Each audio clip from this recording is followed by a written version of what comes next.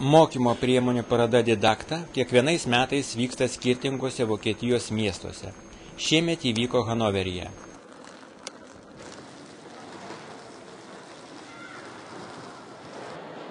Eksponatai pagal temas buvo demonstruojami 4 salėse. Surasti norimus stendus padėjo informacinės tarnybos.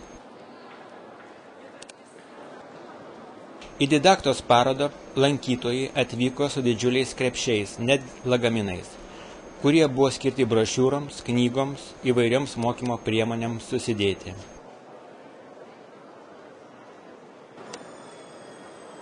Parodoje buvo demonstruojamas ikimokyklinių, pradinių, pagrindinių, vidurinių ir aukštesnių techninių mokyklų mokymo bei ugdymo priemonės, baldai ir įranga.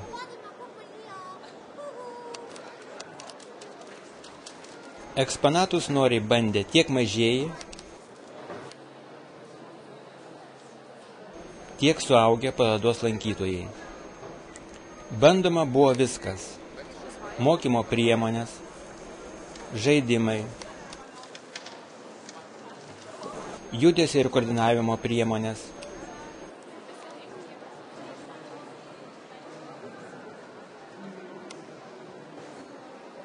net skirtingos trintukų rūšis.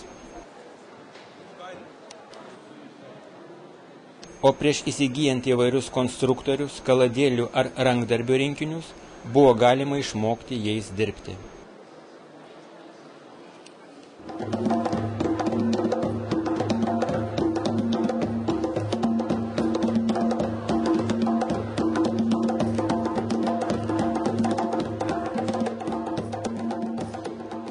Į stendus kviečiama išradingai, persirengiama įvairiais kostiumais, dainuojama, rengiami vaidinimai. Originaliai buvo įrengti ir patys stendai. Pasirodo, kad vietoje knygų lentynų puikiausiai galima panaudoti ir senas medinės dėžes.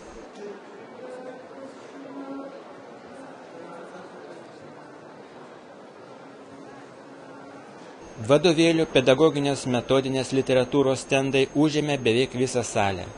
Kartu su vadovėliais galima buvo įsigyti ir kompiuterinėse laikmenose įrašytos jų versijas. Vadovėlių užduočių vaidybinės situacijas. Žemėlapiai ir kai kurie vadovėliai pritaikyti darbui interaktyviąja lenta.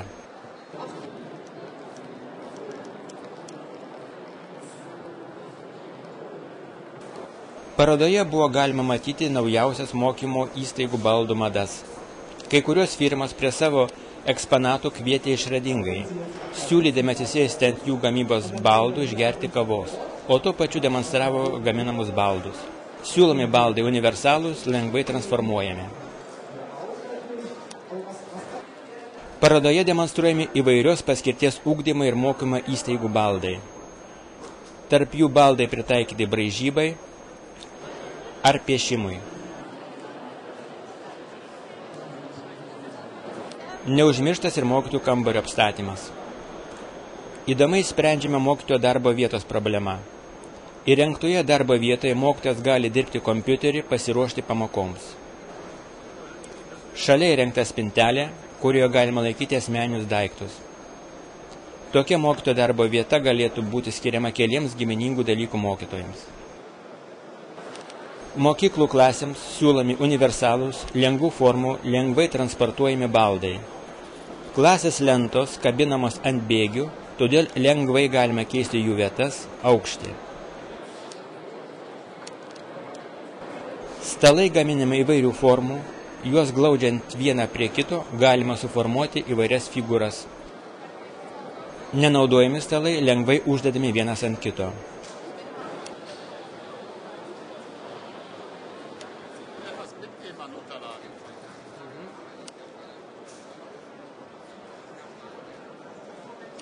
Organizacinės technikos saugojimai siūlomos mobilios spintelės. Gamtamoksliniams kabinetams taip pat siūlomi mobilūs baldai. Reikalingi elektros laidai ir net vandentiekio vamzdžiai iki mokinio stalo atvedami palubėje. Specialiai nusileidžiančioje alkūnėje įmontuotos elektros rozetės ir vandens čiaupai. Panaudotas vanduo kaupiamas specialiuose mobiliuose rezervuaruose.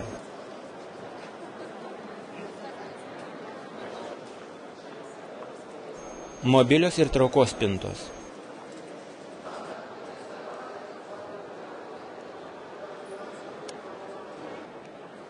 Siūlomi ir nešiojami vandens bakai ir panaudotų skysčio surinkimo įrenginiai. Informacinių technologijų kabinetui siūloma mobili, interaktyvioji lenta, o kompiuterio monitorių patalpinti įrašomą stalą. Parodoje demonstruojami lauke montuojami stalo teniso stalai, stalai pagaminti iš storo betono, betoninis ir tinklelis. Šie stalai atsparūs mechaniniams ir atmosferiniams poveikiams. Dailės pamokoms siūlomi nešiojami dailės priemonių rinkiniai. Juos patogu sudėti vieną ant kito.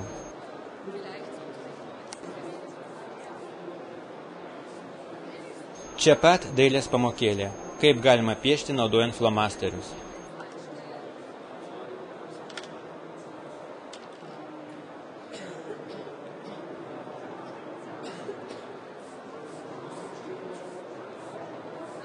Gausi įvairiausių gamtą mokslinių priemonių, mikroskopų, kamerų ir teleskopų pasiūla. Ant mikroskopo okuliaro, sumontavus kamerą, vaizdą galima stebėti specialiame ekrane.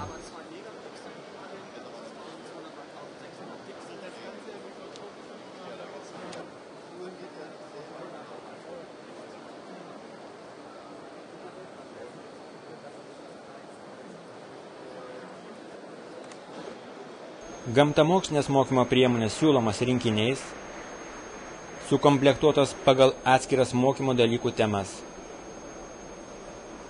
Juose yra visos reikiamos priemonės, kad įsigijus tokių rinkinį būtų galima atlikti eksperimentus. Beveik prie kiekvieno rinkinio parengti galimų eksperimentų aprašymai, laboratorinių darbų užduotis.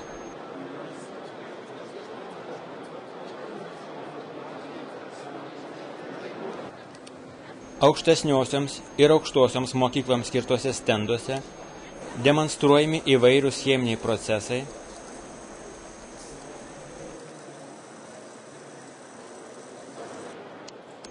atskiri įrenginių moduliai, staklių modeliai.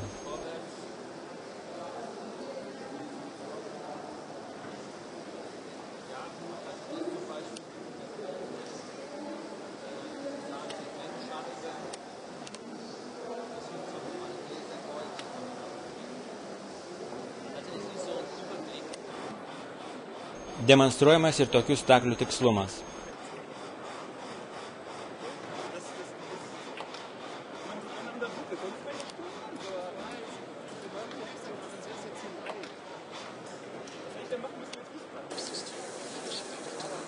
Į robotų stendą kviečia judantis robotas, demonstruojantis pagrindinius mazgus, kurio pagrindu montuojami pramoniniai robotai.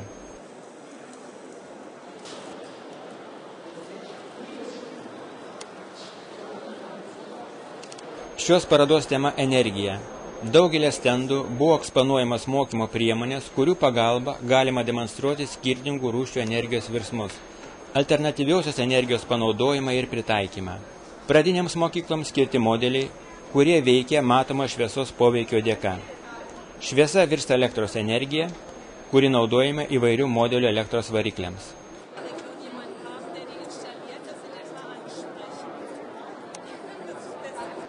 Vyresniesiems mokiniams skirti laboratorinių darbų rinkiniai, kurių energijos šaltiniai saulės spinduliuojama energija.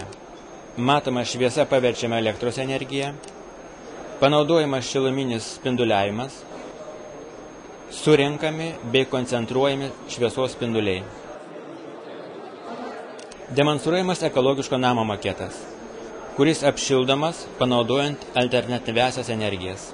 O gretimose stenduose galima pamatyti, kaip atrodo įvairios tikros namo energijos taupymo sistemos dalys. Kitame stende galima įsitikinti, kad elektros energiją taupančios lemputės pranešesnės už mūsų naudojamas skaitrinės lemputės. Pats stendas įtvirtintas ant dviračio vairo, o norint atlikti eksperimentus, reikia sukti dviračio pedalus ir gaminti šiam eksperimentui reikalingą elektros energiją. Įspūdingas stendas, kuriame demonstruojama, kaip iš atliekų, PET buteliukų, tetrapakų, kompaktinių diskelių ar vazonėlių galima nesunkiai pasigaminti vėjo malūnėlius.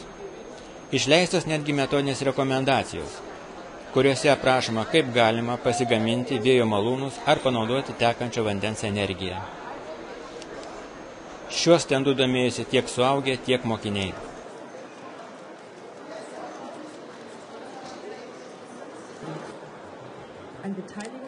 Neužmiršti ir mažieji.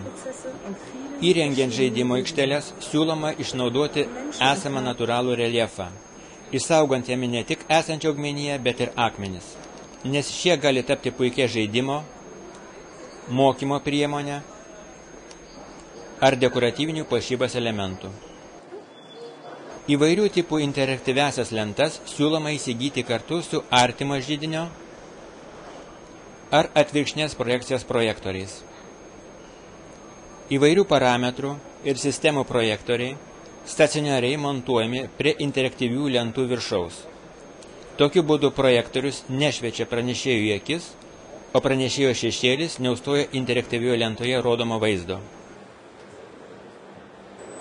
Pačios interaktyviosios lentos gaminamas su nedidelėmis iš šonus atsidarančiomis papildomomis lentomis, kurios gali būti pritaikytos rašyti kreida ar flomasteriais.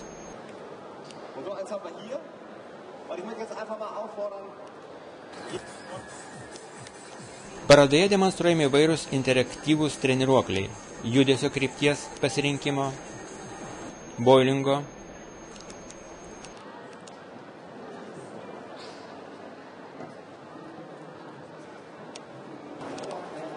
interaktyvusis stalas, įvairūs interaktyvių lentų priedai. Kartu vyko ir interaktyvių lentų galimybių demonstracijos.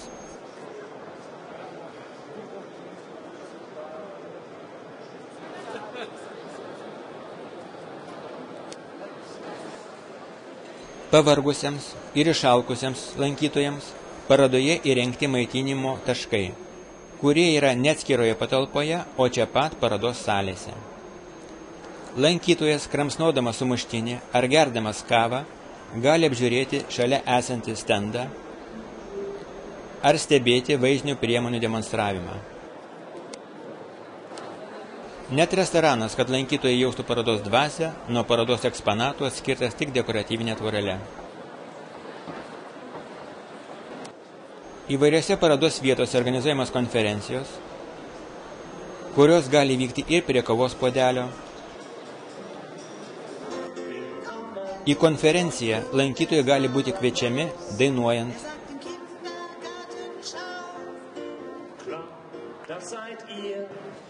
visai pavargusiems siūlomos relakso zonos, o kartu galime pasimokyti, ką nors modeliuoti, montuoti ar pažaisti.